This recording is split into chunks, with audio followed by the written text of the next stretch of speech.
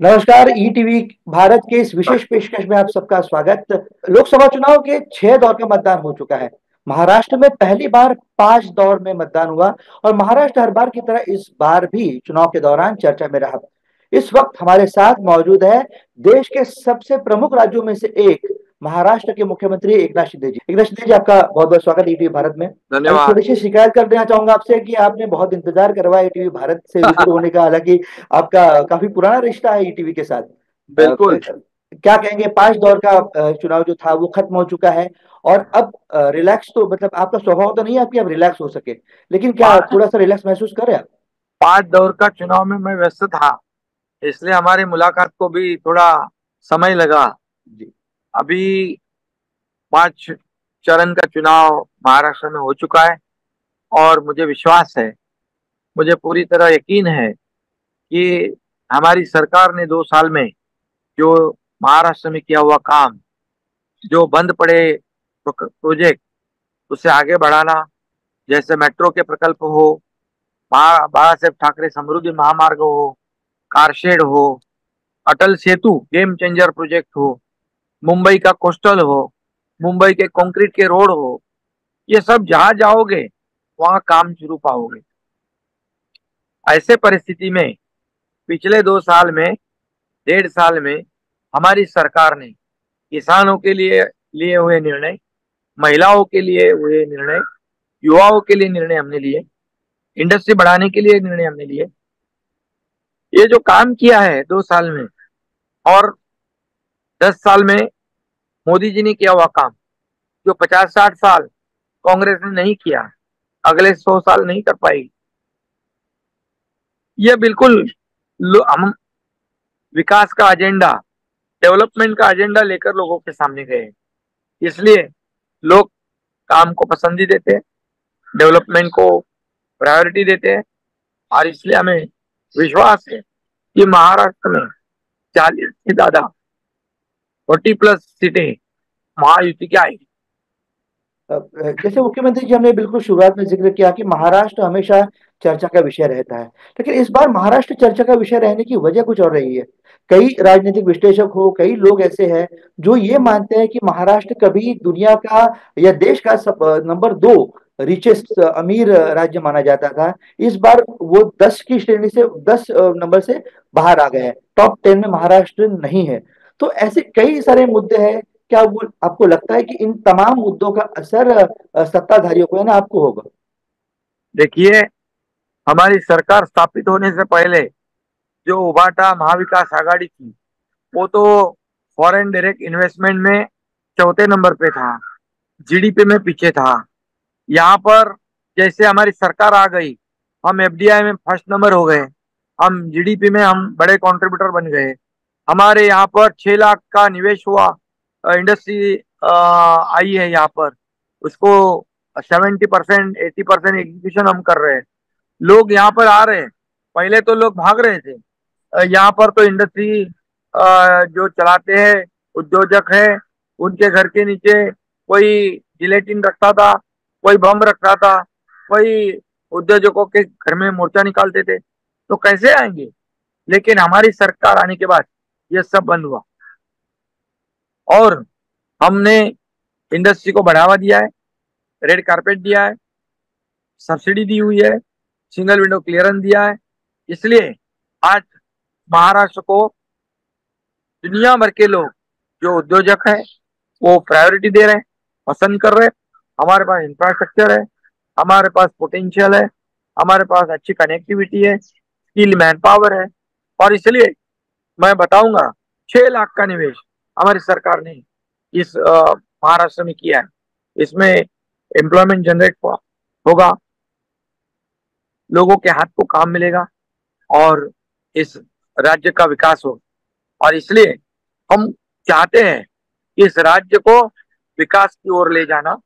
Double engine की सरकार, हमें केंद्र ने भी सपोर्ट किया, और निश्चित रूप से घर बैठने वाले को लोग वोट नहीं करते, फेसबुक लाइव करने वाले को वोट नहीं करते, लोग फील्ड में उतर के काम करने वालों को साथ देते हैं। और आज जहां जहां आप देखेंगे, वहां वहां विकास के काम शुरू है। आपके जवाब से जुड़ा हुआ अगला सवाल मुख्यमंत्री जी है महाराष्ट्र में अगर वोटर किसी को वोट करना चाहे, अब तो खैर 5 चरणों में वोट कर चुके हैं वोटर्स। हाँ अगर बिल्कुल। वोट किसी को करना चाहे तो किसे देखकर वोट करेंगे? मुख्यमंत्री एकनाथ शिंदे जी को देखकर वोट करेंगे, उप मुख्यमंत्री देवेंद्र फडणवीस जी को देखकर करेंगे, या दूसरे उप मुख्यमंत्री अजित पवार जी को देखकर वोट करेंगे? महाराष्ट्र इस मामले में भी बाकी लोगों से अलग हो चुका है। 2 उप मुख्यमंत्री, एक मुख्यमंत्री है हमारे पास। ये हमारी टीम है, हम टीम वर्क करते हैं। आप और कैप्टन हैं। लोगों के सामने हम डेवलपमेंट का मुद्दा लेकर गए हैं, हम विकास को लेकर गए हैं, हमने की हुई जो योजनाएं हैं, हमने लिए हुए निर्णय है, वो लेकर लोगों के सामने गए हैं। और इसलिए लोग 2 साल के अंदर इतने बड़े निर्णय लेने वाली पहली सरकार है। किसानों को 6,000 सालाना हो, 1 रुपए में क्रॉप इंश्योरेंस हो, महिलाओं लेक लाड़की लखपति योजना हो, 50% एसटी में छूट हो, वयोश्री योजना हो, युवाओं के लिए स्टार्टअप हो, स्किल डेवलपमेंट सेंटर हो, सब हमने किया है। और इसलिए हमें विश्वास है लोग काम को तवज्जो देंगे, काम को पसंद करेंगे। लोकसभा चुनाव है, जाहिर सी बात है नरेंद्र मोदी जी का अगर जिक्र नहीं होगा तो लोकसभा चुनाव के बारे में चर्चा जो है वो आगे नहीं बढ़ सकती। नरेंद्र मोदी जी जैसे चुनाव से पहले हमेशा माना जा रहा था, एक लोग खुलकर कह रहे थे कि आएंगे तो मोदी ही। लेकिन जैसे जैसे चुनाव के दौर आगे बढ़ते गए, एक चीज देखने को मिली कि नरेंद्र मोदी जी जो एक बहुत ताकतवर नेता है, देश के प्रधानमंत्री है, उन्हें भी प्रचार करने के लिए मुंबई के सड़कों पर आना पड़ा। तो क्या ये चुनाव इतना मुश्किल हो चुका था महाराष्ट्र में, जिसके चलते साक्षात देश के प्रधानमंत्री को मुंबई की सड़कों पर आकर रोड शो करने पड़े, 2 बार मुंबई में भी सभा लेनी पड़ी? तो क्या उसमें क्या नियम है क्या? तो क्या कानून है क्या आना नहीं चाहिए करके? जैसे आते विरोधक डरते हैं, जैसे ही आते हैं इनके पेट में दर्द होता है, इनको पहले पहले जमीन खिसकती है, आ गए मोदी जी, आ गए मोदी जी। अरे मोदी जी ने तो महाराष्ट्र को पसंद ही दी है, महाराष्ट्र के ऊपर खुश है, क्योंकि महाराष्ट्र में इतने विकास के काम शुरू है। आज मुझे बताओ 10 साल में मोदी जी ने जो काम किया है, 50-60 साल में कांग्रेस ने किया था? गिनती गिनती गिनने जाएंगे तो समय लगेगा। और मोदी जी को हमने जब जब बुलाया, मेट्रो के 2 के उद्घाटन को, मेट्रो 7 के उद्घाटन को, हम उनको बुलाया, समृद्धि हाईवे को, अटल सेतु को बुलाया, वो हंसी खुशी आ गए, क्योंकि वो भी डेवलपमेंट को पसंद करते हैं और हमारी सरकार डेवलपमेंट कर रही है। और इसलिए वो आते हैं तो ये डर के भाग जाते हैं, बोले आ गए मोदी। अरे मोदी जी आ गए, तुम्हारे रास्ते पे आ गए, लोग उनको चाहते हैं। लाखों की भीड़ थी उनको देखने के लिए, इनको देखने के लिए कोई गली में सभा लगानी पड़ती है, चौक में सभा लगानी पड़ती है, ये इनकी हालत हो गई है। और ये सब लोगों को, विपक्ष के सब लोगों को हमेशा के लिए रास्ते पर लाने के लिए मोदी जी रास्ते पे उतर गए। ये कानून का जिक्र अभी आपने किया, हाँ, यही एक कानून का जिक्र आपने किया कि ये कानून है क्या कि प्रधानमंत्री नहीं आ सकते? बिल्कुल सही है, प्रधानमंत्री ये बिल्कुल आ क्या है? सकते हैं। और यही एक मुद्दा है मुख्यमंत्री जी कि जिस मुद्दे को लेकर विरोधी पक्ष विपक्ष जो है वो आपको घेरने की कोशिश कर रहे हैं। लगातार ये आरोप हो रहे हैं कि अगर मोदी जी फिर एक बार सत्ता में आ गए तो देश का संविधान बदला जाएगा। तो क्या इन आरोपों से बाहर आने में या फिर उन आरोपों का मुकाबला करने में आप सक्षम साबित हुए हैं इन 5 दौर के दौरान? उनके पास तो मुद्दे नहीं है, विपक्ष के पास काम डेवलपमेंट पे बोल ही नहीं सकते, क्योंकि डेवलपमेंट में बोलने जाएंगे तो मोदी जी इतने काम गिनाएंगे कि इनकी बोलती बंद हो जाएगी। तो फिर क्या है? फिर संविधान बदलेंगे। अरे भैया, बाबा साहेब अम्बेडकर जी का संविधान, उसके उसके वजह से तो देश चल रहा है। और उसके वजह से मोदी जी जैसे एक सामान्य परिवार के एक व्यक्ति ये देश के प्रधानमंत्री बन गए। वो तो खुलेआम मोदी जी कहते हैं कि बाबा साहेब अम्बेडकर जी के संविधान के वजह से मैं प्रधानमंत्री बन गया। और ये कांग्रेस को 50-60 साल संविधान की याद नहीं आई। संविधान दिन किसने मनाया? मोदी जी ने शुरू किया। आज ये बाबा साहेब अम्बेडकर जी को हराया किसने? 2 बार कांग्रेस ने हराया। बाबा साहेब क्या बोलते थे? ये कांग्रेस का घर, ये जलता हुआ घर है, इससे दूर रहो। तो इसलिए मैं ये कहूंगा कि जब तक सूरज चांद है तब तक बाबा साहेब का संविधान कायम रहेगा। बिल्कुल, मोदी जी ने साफ तौर पे कहा है कि ये बाबा साहेब अम्बेडकर जी का संविधान जो है, इसके ऊपर कितने बार, 82 बार बदलाव किसने किया, अमेंडमेंट किसने किया? कांग्रेस ने किया है। कांग्रेस ये पूरी तरह ये मतलबी है, ये खुद के स्वार्थ के लिए कुछ भी करती है। लेकिन मोदी जी देश के साथ, देश की सुरक्षा के साथ कोई कॉम्प्रोमाइज, कोई खिलवाड़ नहीं करते हैं। और ऐसा व्यक्ति प्रधानमंत्री बन गया है, ये उनका पेट दर्द है। दोबारा वो बनेंगे प्रधानमंत्री, तीसरी बार बनेंगे, देश को महासत्ता की ओर ले जाएंगे, देश को विकास की ओर ले जाएंगे, देश की प्रगति करेंगे। और ये लोग क्या कर रहे हैं? ये जाके विदेश में जाके अपने प्रधानमंत्री की बदनामी करते हैं, देश की बदनामी करते हैं। ये क्या देशभक्ति होती है क्या? ये तो पाकिस्तान की बोली बोल रहे हैं। बोले वो हेमंत करकरे को गोली नहीं लगी, कसाब की गोली। अरे इनके शहादत पे आप सवाल खड़ा करते हो। जो मुंबई ब्लास्ट में सैकड़ों हजार लोग की मृत्यु हो गई, वो हेमंत करकरे, साळसकर, कामटे, तुकाराम ओंबळे ने तो कसाब की पूरी गोलियां पेट में खा ली, लेकिन उसको छोड़ा नहीं। ऐसे लोगों शहीद हो गए, ये शहादत का अपमान है। और ऐसे लोग, ये मोदी जी को, मोदी जी के द्वेष, मोदी जी का द्वेष करना, मोदी जी को, इनका एक ही एजेंडा है, मोदी जी को हम हराएंगे, मोदी जी को ये हराएंगे, गालियां देंगे। अरे आप क्या हराएंगे? 2014 को भी आपका सुपड़ा साफ कर दिया। 2019 को तो विपक्ष के लिए जितने 40 लोग लगते, 50 लोग, वो भी नहीं मिले। 2024 में तो पूरा साफ हो जाएगा, पूरा सुपड़ा साफ।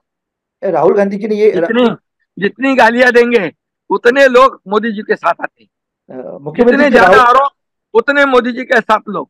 देश के प्रधानमंत्री पद की जो कांग्रेस के उम्मीदवार है राहुल गांधी, उन्होंने ये कहा है, ये दावा किया है कि अगर वो सत्ता में आते हैं तो बीजेपी के आज के सत्ताधारी जो है वो जेल की सलाखों के पीछे होंगे।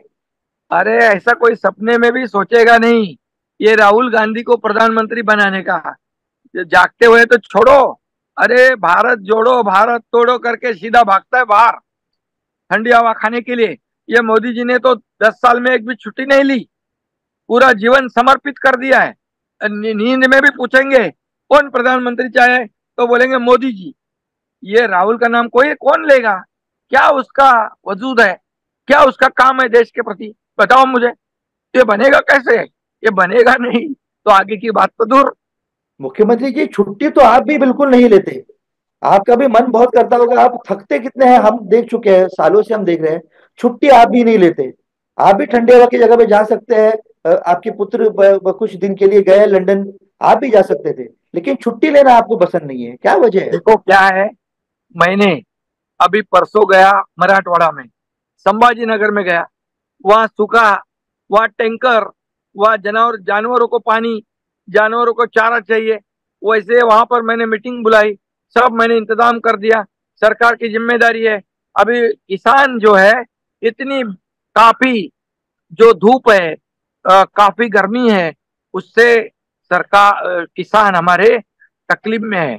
तो मैं, क्या कहते हैं उसको, मेरी जो मैं संवेदनशील आदमी हूँ, मैं ऐसे उनको तकलीफ में छोड़ के ठंडी हवा खाने वाला इंसान नहीं हूँ।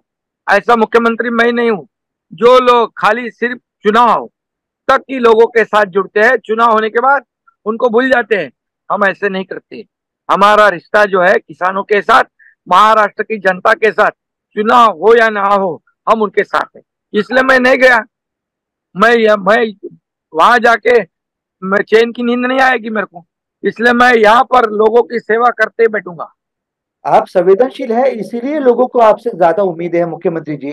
कुछ दिन पहले पुणे में जिस तरह की घटना हुई, उसे देखने के बाद आम जनता भी ये सोच रही है कि इतने संवेदनशील मुख्यमंत्री अब किस तरह से हरकत में आएंगे। क्या इस राज्य में, इस महाराष्ट्र में अमीरों के लिए अलग कानून है और गरीबों के लिए अलग कानून? कोई अमीर लड़का 17 साल, 17.5 साल का, लोगों को मारकर चला जाता है, उस पर जल्द से जल्द कार्रवाई नहीं होती। क्या इस देश में अमीरों का राज है? क्या इस राज्य में अमीरों का राज है? बिल्कुल नहीं। कानून के सामने कोई बड़ा छोटा नहीं, अमीर हो या गरीब हो। मैंने पुलिस कमिश्नर को फोन करके कहा, इसमें किसी को बख्शा नहीं जाना चाहिए। हर जो दोषी है उसको कड़ी कार्रवाई करो, उसको जेल में डाल दो। कोई भी हो, जो भी, जो चाहे, कोई भी कितना भी बड़ा व्यक्ति हो, उसको जेल में डाल देना चाहिए। ये मेरी सूचना थी। क्योंकि जो दो जाने गई है वो भी किसी के बेटे बेटी है ना, वो भी किसी के बेटा बेटी है। तो किसी को ऐसा अधिकार नहीं है कि किसी को भी कुचल कर सरेआम घूमते रहे। बिल्कुल हमारे राज्य में नहीं होगा। जो भी है उसके अंदर किसको भी नहीं छोड़ेंगे हम। जेल की सलाखों के पीछे डाल दिया है उनको। मुख्यमंत्री जी, मैं आपको सालों से देखता हूँ। मैं एक चीज चाहता हूँ कि इस सवाल का जवाब आप दिल पर हाथ रख के दें। जब इंसान अपने जड़ों से जुदा होता है, जड़ों से अलग होता है, तो उसकी उसे बहुत ज्यादा वेदनाएं होती है। आप जिस पार्टी के साथ जुड़े हुए थे, उस पार्टी के साथ आपको बगावत करके इस तरह से आना पड़ा। क्या कभी जब आप अकेले में सोचते हैं तो लगता है इस निर्णय को लेकर कि शायद इस तरह का निर्णय मुझे नहीं लेना चाहिए था, या फिर इस निर्णय को लेकर दोबारा एक सेकंड थॉट जिसे हम कहते हैं, वो आता है आपके दिमाग में, दिल में? ये निर्णय लेना जरूरी था शिवसेना पार्टी बचाने के लिए, धनुष बाण बचाने के लिए, शिव सैनिकों को बचाने के लिए। क्योंकि हमारे नेता अंधे हो गए थे कुर्सी की लालच में। उन्होंने उन्होंने तो विश्वासघात किया महाराष्ट्र की जनता के साथ। महाराष्ट्र की मित्र ये जो 12.5 करोड़ जनता है, उन्होंने वोट किसको दिए थे? शिवसेना बीजेपी को। सरकार किसके साथ बन गई? कांग्रेस के साथ। तो पहले तो धोखा उनके साथ किया। बाबा साहब ठाकरे जी के विचार उन्होंने त्याग दिए, उनके पीठ में खंजीर घोंप दिया। बीजेपी मित्र पक्ष है उसके पीठ में खंजीर घोंप दिया। ये बगावत नहीं, ये विश्वासघात, ये बेईमानी किसने की?